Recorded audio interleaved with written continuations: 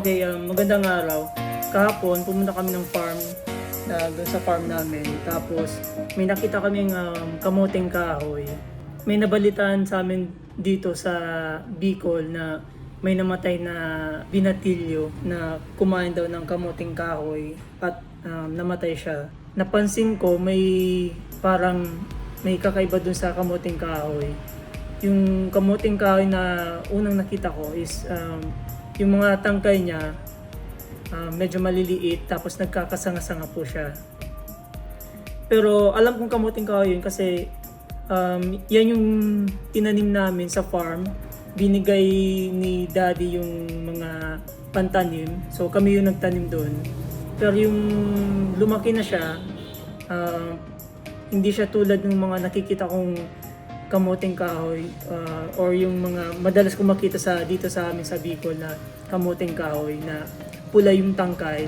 Siya, yung tangkay niya medyo puti or light green compared dun sa mga nakikita ko lagi or nakikita ko palagi na kamuting kahoy dito na ang tangkay niya is red, color red at mataba yung mga tangkay.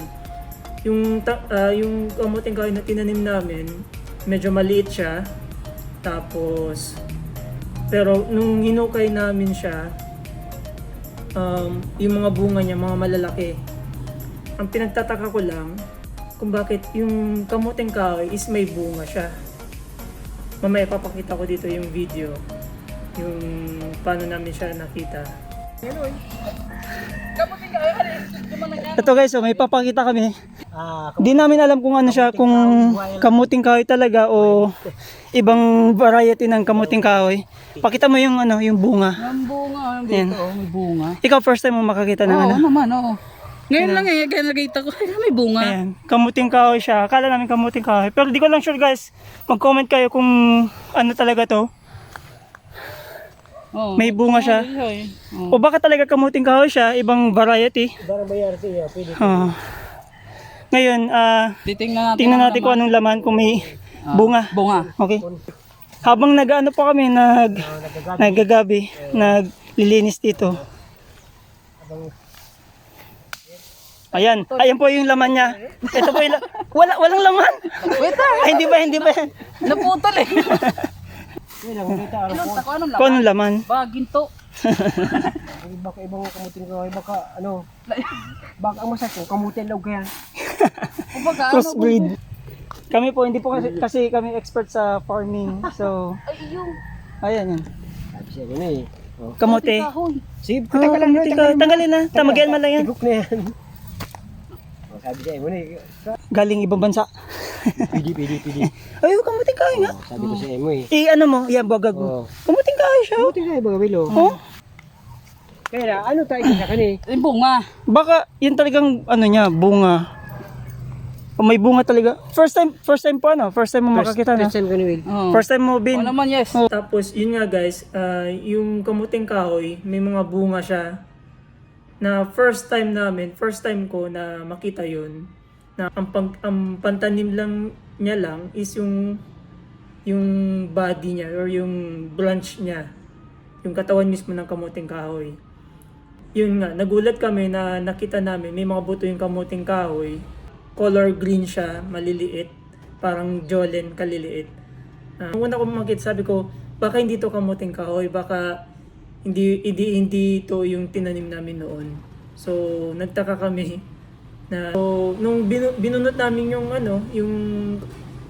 halaman, yung puno, may mga bunga siya at yung itsura ng bunga niya, kamuting kahoy din nga siya. Kamukha rin ng mga kamuting kahoy talaga. At tanda ko na doon sa part na yun, nagtanim talaga kami ng kamuting kahoy. So, parang 90% na sure ako na yan yung tinanim namin na kamuting kahoy. May buto sa loob. Video. Oh. Yan. Tingnan natin. Oh. Tingnan ang laman, kung mayroon baka may gold dyan. Okay, Tapos tingnan mo, Darna!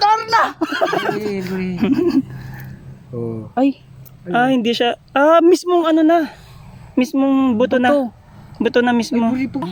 Aram prutas itong sinasapa. Bunga. Nga. Ngay pumalason ka nila, kada minalason ba kasi magkaraw? Tigok na. Ay, nabalita mo yun, hindi pa na, ano, hindi pa matagal, no? Nabalita mo sa, ano, sa Bicol. Sa Karang. Karangkang. Anong rason? Luto. Sa tingin mo? Ang iba kaya itong mga gurang itong salaan pagkatanom. Salam, Bali, pagkang suwi. Yan, suwi. Baliktad yung pakatanim. Oo. Kaya po dapat pala, ang mga eksperto ba kaya mga gurang Sarap pa, ano? So, posibleng dun, ano, Ay, yun ang dahilan. paling. Bakit napaling, ano, ang duda ko kay ito, Will, ano, dahil ito naluto na maray. Hindi naluto. Luto.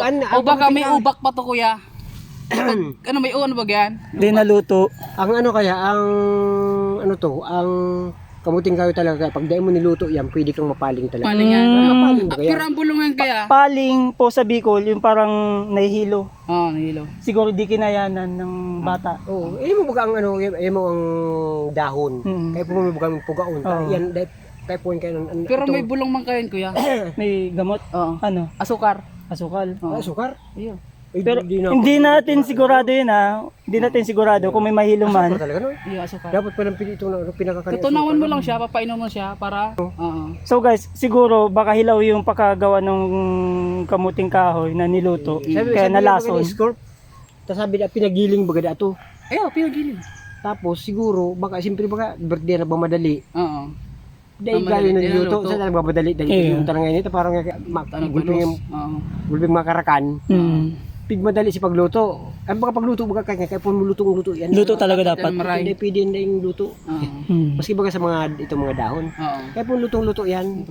Kasi ang dahon ng ano, ginugulay, di ba? Ginugulay yan. Ginugulay. Bago mo yan lutuon, Pinupugaan.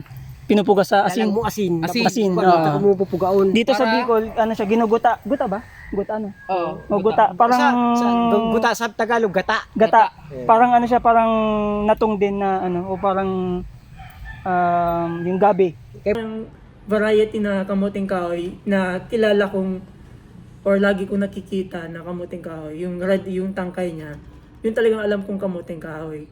Nung binunot namin siya, medyo malaki na pala yung ano niya, yung halaman, yung katawan niya na kamuting kahoy. Nung binunot namin siya, yung mga ugat niya, maliliit pa lang, or yung bunga niya, maliliit pa lang. Ito, ano, pula yung ano, pula yung tangkay. Ito yung sinasabi mong, ano, yung kilala, mas kilala din sa Bicol. Sa Bicol na nati. Yun, puti.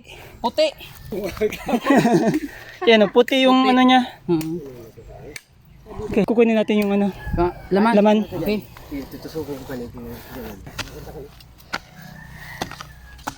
Malaki na ba, Bin? Oo. Sino? Meron na. O, kayang ano eh. Gabuti na lang. Yun. Ang laking liit. Maliit pa. Di ba, ikaw pa ya? Meron pa. Naputol lang kaya, bago. O, yung tanim ng natis. Ay. Yung tamaan, yung natis. Yan. Sa kabila. Alibangbang. Bang. Daog lang palang itong variety. Oh, manipis lang siya. Ay siya buli, kaya niya. Ang natural, o yung kilala sa... Nakita mo to. Malaki na siya, pero yung ugat niya, maliit pa. Gusto ko lang yun. Medyo... Masyadong nakula oh. Ay, paano pagtanim? Oh, paano pagtanim? So yan, patayo siya. Like ano, patayo siya. Dapat talaga may hihilingon mo ikamatanong. Alam mo kung paano. Paano aramin na kung baliktad o suwi. Dapat hindi baliktad. Ano, parang suwi. Lagi ko nakikita na kamuting kahoy, yung red, yung tangkay niya. Yun talagang alam kong kamuting kahoy. Nung binunot namin siya, medyo malaki na pala yung ano niya, yung halaman, yung katawan niya na kamuting kahoy. Nung binunot namin siya, yung mga ugat niya, maliliit pa lang, or yung bunga niya, maliliit pa lang. Compared dun sa yung maliit na kamuting kahoy na puno, nung binunot namin siya, medyo malaki. So inisip ko, baka magkaibang variety lang siya. Yun nga, may bunga yung kamuting kahoy, may seed siya. At ito guys, papakita ko yung bunga niya. Siya, kumuha ko ng marami. Ayan. Tapos ito yung ito yung dry na bunga para malaman nyo or para makita nyo rin na kung anong itsura niya kapag dry. Ayan. So, ni-research ko to tapos may nakita akong sa YouTube, may nakita akong isang channel, The Green Thumb, yung pangalan ng channel, na ang kamuting kahoy daw, kaya daw guys, may kamuting kahoy na nakakalason is, yung iba, nagsasabi na yung katawan ng kamuting kahoy is, ang pagkatanim is baliktad. So, doon daw nakakaroon ng kamuting kahoy. So, pero, base kay The Green Thumb na YouTube channel, yung kamuting kahoy din na nakakalason ay kapag yung bunga, ito, ay tinanim ninyo at tumubo, tapos yung ugat nito, or yung root crop, ay kinain nyo, yun daw ang nakakalason. Ngayon, hindi natin alam yung or 100% na sure kung totoo bang nakakalason yung kapag tinanim itong buto at tumubo at kinain mo.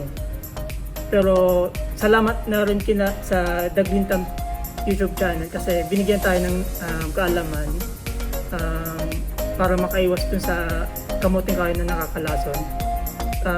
Kung hindi nyo guys alam o wala kayong masyadong research o pananaliksik na ginawa kung nakakalason ba yung bunga nito or hindi, huwag nyo na lang po i-try.